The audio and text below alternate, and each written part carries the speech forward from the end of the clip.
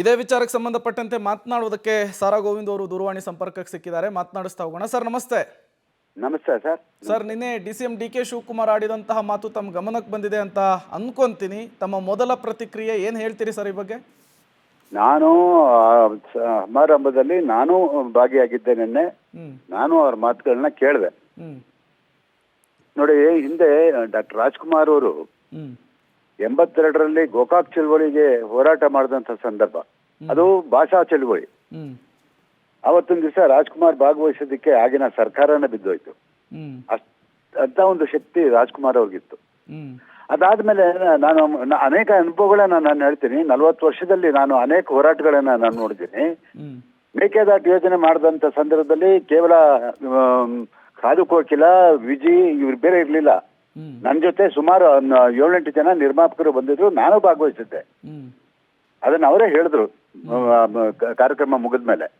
ಆಮೇಲೆ ಇಲ್ಲಿ ನಾವು ಯಾವತ್ತೂ ಕೂಡ ನಾಡು ನೆಲ ಜಲದ ಬಗ್ಗೆ ಯಾವತ್ತೂ ಹಿಂದೆ ಬಿದ್ದಿಲ್ಲ. ರಾಜ್ಕುಮಾರ್ ಅವರು ಅನೇಕ ನಮಗೆ ಆದರ್ಶಗಳನ್ನ ಬಿಟ್ಟು ಹೋಗಿದ್ದಾರೆ. ಅದನ್ನ ನೋಡ್ಕೊಂಡೇ ನಮ್ಮ ಎಲ್ಲ ಕಲಾವಿದರು ಬೆಳೀತಾ ಇದ್ರು.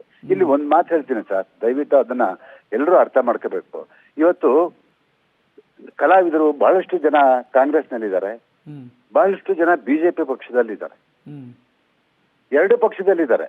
ಈಗ ಕಾಂಗ್ರೆಸ್ ಪಕ್ಷದಲ್ಲಿ ಹೋಗಿ ಅವ್ರು ಮಾಡಿದಾಗ ಇವ್ರು ಬರಕ್ಕಾಗಲ್ಲ, ಅಥವಾ ಬಿಜೆಪಿ ಅವ್ರು ಭಾಗವಹಿಸಿದಾಗ ಇವ್ರು ಬರಕ್ಕಾಗಲ್ಲ. ಇದು ಸಮಗ್ರವಾಗಿ ಕನ್ನಡದ ನಾಡು ನುಡಿಗೆ ನೆಲ ಜಲಕ್ಕೆ ಸಂಬಂಧಪಟ್ಟಂತ ಸಂದರ್ಭದಲ್ಲಿ ಯಾವುದೇ ಪಕ್ಷಗಳು ಪಕ್ಷಾತೀತವಾಗಿ ಹೋರಾಟವನ್ನ ಮಾಡೋದನ್ನ ಅವರು ಮೊದಲು ಕಲ್ತ್ಕೊಂಡು ಆಮೇಲೆ ಕಲಾವಿದರಿಗೆ ಹೇಳ್ಬೇಕಾಗಿದೆ. ಒಂದು ವಿಚಾರ ಬಂದಾಗ ನಮಗೆ ಮೇಕೆದಾಟು ಒಂದು ತಗೊಳ್ಳಿ.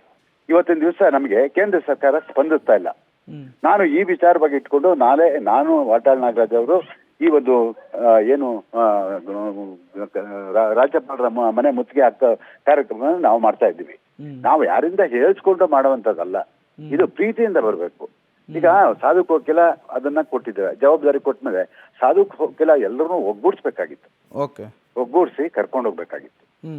ನಾನಂತೂ ಒಂದು ಹೇಳ್ತೀನಿ, ಈ ನೆಲ ಜಲ ಸಂಬಂಧಪಟ್ಟಂಗೆ ವಿಚಾರ ಬಂದಂತ ಸಂದರ್ಭದಲ್ಲಿ ನಾವೆಲ್ಲರೂ ಕೂಡ ಪಕ್ಷಾತೀತವಾಗಿ ಒಂದಾಗ್ಬೇಕು.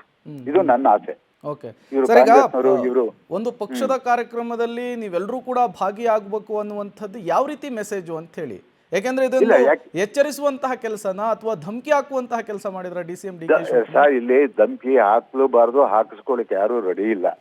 ಅವ್ರಿಗೆ ಸ್ವಲ್ಪ ಕೋಪ ಬಂದಿದೆ. ಯಾಕೆ ಅಂತ ಹೇಳಿದ್ರೆ ಅವತ್ತು ಯಾರು ಕೂಡ ಹೇಳಿದವರು ಭಾಗಿಯಾಗ್ಲಿಲ್ಲ ಅಂತ DK ಶಿವಕುಮಾರ್ ಬಂದಿದೆ. ಆದ್ರೂ ಕೂಡ ನಾವು ನಮ್ಮ ಜವಾಬ್ದಾರಿನೂ ಕೂಡ ನಾವು ಅರ್ತ್ಕೋಬೇಕಾಗುತ್ತೆ.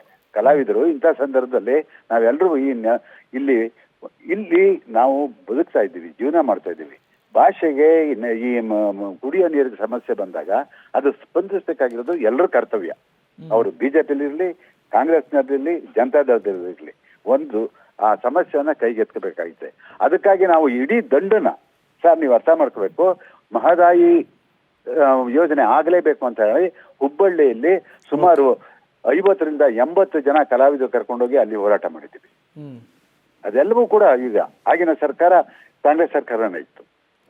ಶಿವರಾಜ್ ಕುಮಾರ್ ಬಂದಿದ್ದಾರೆ, ರವಿಚಂದ್ರನ್ ಬಂದಿದ್ದಾರೆ, DC ಬಂದಿದ್ದಾರೆ, ಜೈಮಾಲ್ ಅವರು ಬಂದಿದ್ದಾರೆ, ಎಲ್ಲರೂ ಬಂದಿದ್ದಾರೆ.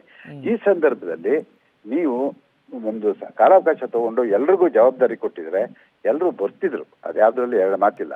ಆದ್ರೆ ಇದು ಕೆಲವು ವಿಚಾರಗಳನ್ನ ಅಂತರಂಗದಲ್ಲಿ ಮಾತಾಡೋದನ್ನ ಬಹಿರಂಗವಾಗಿ ಮಾತಾಡಿದಾಗ ಅವರು ಎಲ್ಲೋ ಒಂದ್ ಕಡೆ ಅವ್ರಿಗೆ ಕೋಪ ಬಂದಿದೆ, ಅದನ್ನ ಮಾತಾಡಿದ್ದಾರೆ. ಇನ್ನು ಮುಂದಕ್ಕೆ ನಾವೆಲ್ಲರೂ ಸರಿ ಮಾಡ್ಕೊಂಡು ಈ ನಾಡಿಗೋಸ್ಕರ ನಾವು ಸೇವೆ ಮಾಡಬೇಕಾಗಿದೆ, ತ್ಯಾಗ ಮಾಡಬೇಕಾಗಿದೆ. Okay, thank you sir. ಇಷ್ಟೊತ್ತು ಪಬ್ಲಿಕ್ ಟಿವಿ ಜೊತೆ ಮಾತನಾಡಿದ್ದಕ್ಕಾಗಿ. ನಾಡು ನುಡಿ ನೆಲ ಜಲದ ವಿಚಾರಕ್ಕೆ ಸಿನಿರಂಗದ ಗಣ್ಯರು ಬಂದು ಹೋರಾಟದಲ್ಲಿ ಭಾಗಿಯಾಗಬೇಕು ಅಂಥೇಳಿ ಮನವಿ ಮಾಡೋದಕ್ಕೂ ಕರೆ ಕೊಡೋದಕ್ಕೂ ಈ ರೀತಿ ನೇರವಾಗಿ ಎಚ್ಚರಿಸೋದಕ್ಕೂ ತುಂಬ ಡಿಫರೆನ್ಸ್ ಇದೆ. ಹೇಳಿಕೆಯಲ್ಲಿ DK ಶಿವಕುಮಾರ್ ಮಾತನಾಡ್ತಾ ಇರುವಂತಹ ಕಾರ್ಯಕ್ರಮ ಕಾಂಗ್ರೆಸ್ ಪಕ್ಷದ ಅಡಿಯಲ್ಲಾದಂತಹ ಕಾರ್ಯಕ್ರಮ, ಅದಕ್ಕೆ ಬರದೇ ಇರುವಂತಹದಕ್ಕೆ ಈಗ ಎಚ್ಚರಿಸುವಂತಹ ಕೆಲಸ ಮಾಡ್ತಿದ್ದಾರೆ.